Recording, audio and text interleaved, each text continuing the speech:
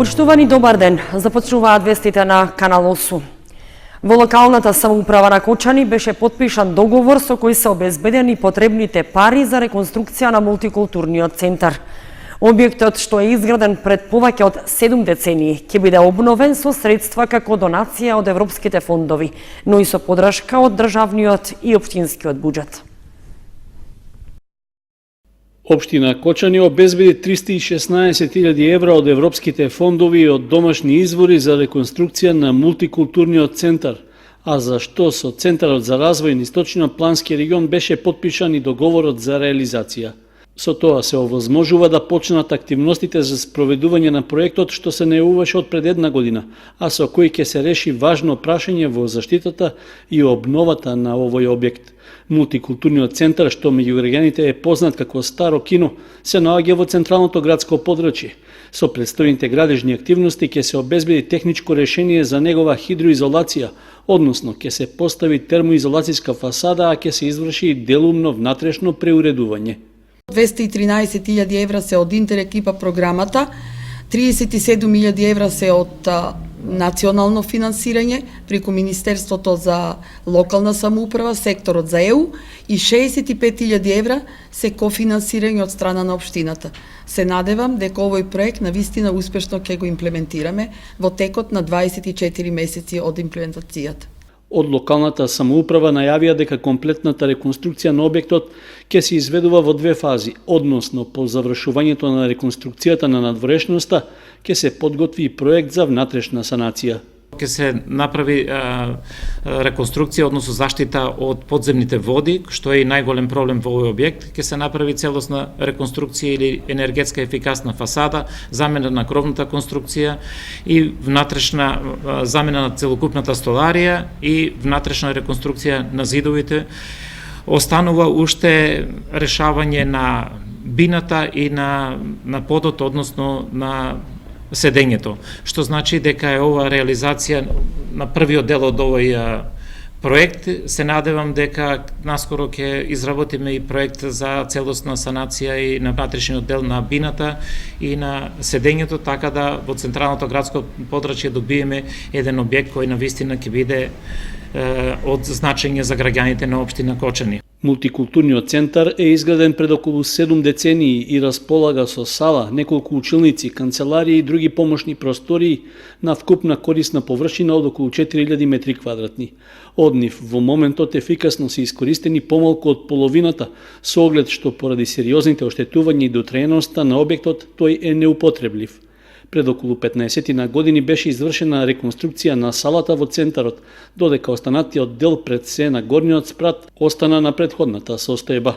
Дел од објектот на мултикултурниот центар се и просториите на поранешниот работнички универзитет Ленин, за кој се најавуваше дека ќе прерасне во центар за доживотно учење, но досега не е познато дали е завршена неговата трансформација. Мешани патроли ќе ги контролираат малолетниците низ Виница. Ова беше одлучено на работна средба на градоначалникот Димитров со представници од СВР Штип и полициската станица во Виница. Од септември со работа се очекува да започне новиот состав на локалниот совет за превенција во Виница, чии задачи ќе бидат навремена детекција на сите локални пропусти и проблеми во делот на безбедност и одржувањето на јавниот ред и мир и барање брза и ефикасна интервенција од надлежните институции.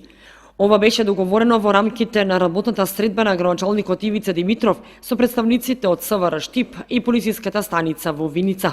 Во моментот има зголемен број на сообраќај, како и имаме проблем со патниот правец од Истибања до Македонска Каменица. Меѓутоа договоривме и понатамошните текови и активности кои што заедно со Советот на превенција ќе ги работиме. Пред се тоа се однесува во делот на состаноци со урбаните местни заедници во градот и населените места, како и состаноци пред почетокот на учебната година со децата во основните училишта, како и со родителите на дечињата во градинките. Меѓутоа, еве закажавме и работна активност, а тоа е посета на ноќните клубови, на ноќните барови, заедно со мене како градоначалник и полициската станица во нашата општина. Началникот на одсекот за превенција при СВР Штип Ангелчо Стојановски даде препораки и сугестии во кој правец би се одвивала работата на новоформираниот Совет за превенција и апелираше за активно преземање мерки со одбележување на сите пешачки премини во општината и со поставување нови сообраќајни знаци, особено пред стартот на новата учебна година. Заради зголемената фреквенција на сообраќај во летниот период, неопходна е поголема теренска контрола на надлежните органи, а во најскоро време ќе има и патроли во мешан сустав во кој ќе бидат вклучени и родители, како и представници од општинската власт. Повторно е запалена градската депонија кај селото Бели, при што чадот ја прекри околината. Граѓаните реагираат поради состојбата, а од локалната самоуправа рекоа дека покрај акцијата за спречување на огнот и загадувањето на воздухот, продолжуваат активностите за регионалната депонија кај Свети Николе. Веќе втор ден облаци од чад се издигаат од градската депонија во близина на патот кон Пониква, а оттаму се шират по целиот планински предел, достигнувајќи до пооддалечените села Цера и Главовица. Чадот се простира и кон селото Бели, па граѓаните телефонски реагираа во нашата редакција испраќајќи ни фотографии. Забележливо е оти на лице место депонијата е подпалена, поради што надлежните преземаат активности за нејзино гаснење. Во локалната самоуправа на Кочани рекоа дека се свесни за проблемот, но состојбата треба да се решава на подолг рок. Пред се, овде се мисли на изградбата на регионалната депонија кај Светиниколското село Мечкуевци. Се работи поинтензивно во овој момент и очекувам наскоро дека ќе имаме поконкретни мерки и задачи секој од општината во својот дел, во својот домен, да се ги заврши се со цел ова регионална депонија да ставиме во функција, ќе биде спас и решение за целиот исток. Значи Кочани во овој сегмент е само главна претоварна станица и ништо повеќе. Значи ќе добиеме возила со кои што сметот од целиот исток понатаму ќе биде носен до депонијата, регионалната депонија во Свети Николе. Инаку ова не е прв пат градската депонија на Кочани да гори и од неа да се шири густ чад. Факт е дека таа со својата местоположба и присуството на запаливи материи е потенцијална опасност за поголеми пожари во околината, уште повеќе за загадување на животната средина. Во водовод велат дека постојано вршат надзор на локацијата, а околината редовно се заорува за да се спречи ширењето на огнот, со оглед што во близина има и неколку ниви и лозја. Кај жените карцином на дојка, кај мажите карцином на простата се најзастапените малигнуми кај луѓето во општините што ги покрива Центарот за јавно здравје Кочани, чија што статистика говори дека во 2018 година доставени се вкупно 602 индивидуални пријави за малигни заболувања. Од 26 до 31 јули се одбележува Светската недела за борба против малигните заболувања. Секојдневно расте бројката на лица со дијагностициран карцином. Статистиките покажуваат дека се намалува и старосната граница, се почесто млади лица имаат карцином. Карциномот подеднакво се јавува и кај мажите и кај жените. Кај понежниот пол карцином на дојка, но дека кај мажите најчест е карциномот на простата. Во 2018 година во Центарот за јавно здравје Кочани доставени се вкупно 602 индивидуални пријави за малигни заболувања. Од нив 163 се мажи, а 439 се жени. Ново откриени пријавени се 82, од кои 34 мажи и 48 жени. Од вкупно доставените пријави, кај жените најчест е карциномот на дојка, 185, од кои 22 случаи се ново откриени во 2018. Потоа следат карциномите на генито-уринарниот систем, 78, од кои 18 се ново откриени. Кај мажите најчест карцином е на простата, 28, од кои 5 ново откриени во 2018 година.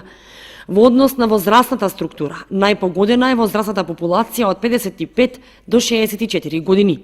Годинава Светската недела за борба против карциномот, која што се одбележува од 26 до 31 јули, се одвива со кампања насочена кон подобра информираност, како и едукација за зголемена свесност за превенција од малигните заболувања.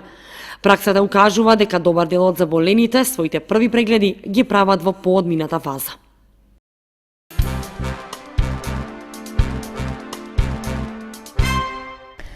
Проекција на филмот Аквамен се одржа во Центарот за култура Бели Мугри. Активноста е со цел собирање средства за едуцирање млади волонтери кои ќе учествуваат на младинскиот едукативен камп, што во август ќе се одржи во организација на Црвениот крст од Кочани. Во организација на Клубот на млади при Општинската организација на Црвен крст Кочани во Центарот за култура Бели Мугри се одржа проекција на филмот Аквамен, филм која ја открива приказната во која младиот Артур Кари дознава дека е престолонаследник на подводното царство на Атлантида и ќе мора да истапи пред другите за да ги води своите луѓе и да стане херој на светот. Билетите беа по цена од 50 динари. Собраните средства Црвениот крст ќе ги искористи во хуманитарни цели за обука на млади волонтери со организирање на младинско едукативен камп. На едукацијата ќе учествуваат околу 50 волонтера, како од нашата општинска организација, така и од другите. Ќе имаме 10 други општински организации и темата на едукацијата е нашите волонтери да се запознаат повеќе со припрема при катастрофи. Таа едукација ќе се одржи околу средината на август. Највеќе заинтересираност можеме да кажеме дека имаме од основците и од средношколците. Таквиот младинско-едукативен летен камп, кој што и оваа година ќе го организира Црвениот крст од Кочани, има за цел да ги едуцира младите волонтери за укажување прва помош и спасување живот, како и да се прошири знаењето за прва помош на пошироката публика и да се потенцира важноста од подготвеноста и опременоста да се спаси човечки живот при незгода или итна состојба.